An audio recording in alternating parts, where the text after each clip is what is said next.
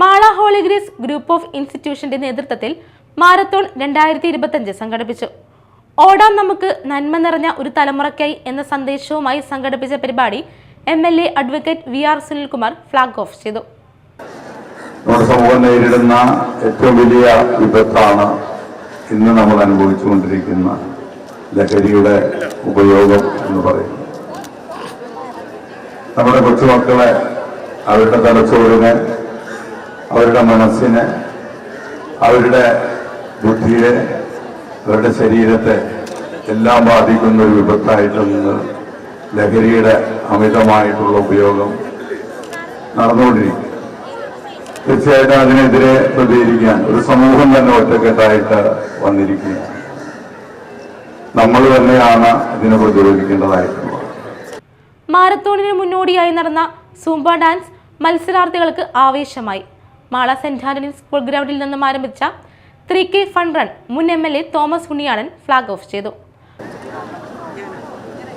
നമുക്ക് ഒന്നിച്ചു നീങ്ങാം, ഒന്നിച്ചോടാം, നന്മ നിറഞ്ഞ ഒരു ജീവിതത്തിനായി Holy Grace Group of Institutions നടത്തുന്ന മാതൃകാപരമായിട്ടുള്ള ഈ മാരത്തോണോട്ടത്തിന് എല്ലാ ആശംസകളും തരികയാണ്.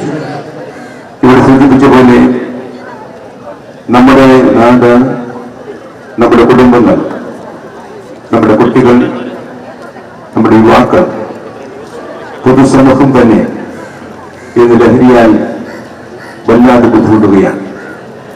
മാള ഗ്രാമപഞ്ചായത്ത് president Bindu Babu, Mala block panchayat member AA Ashraf, Mala Juma Masjid ഇമാം ജനാബ് Zubair Bannani, Holy Grace Group of Institution chairman Sani Edattukaran, Benny John Ainikkal, doctor Ajith Kumar, S Chandrakantha, doctor Jeo Baby, Holy Grace ഡയറക്ടർമാർ, marathon organiser MR Girish Kumar, polytechnic principal MB Sasikumar, vice principal Edwin Pulikottil എന്നിവർ സംസാരിച്ചു.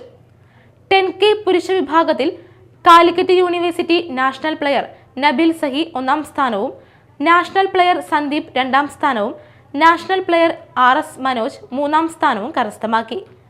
വനിതാ വിഭാഗത്തിൽ രഞ്ജിത V 1ാം സ്ഥാനവും, പൗർണമി 2ാം സ്ഥാനവും, സുപ്രിയ 3ാം സ്ഥാനവും കരസ്ഥമാക്കി. വിജയികൾക്ക് തോമസ് ഉണ്ണിയാടൻ, മാള ഗ്രാമപഞ്ചായത്ത് president Bindu Babu, Mala block member AA Ashraf, college ഡയറക്ടർമാർ എന്നിവർ സമ്മാനങ്ങൾ വിതരണം ചെയ്തു.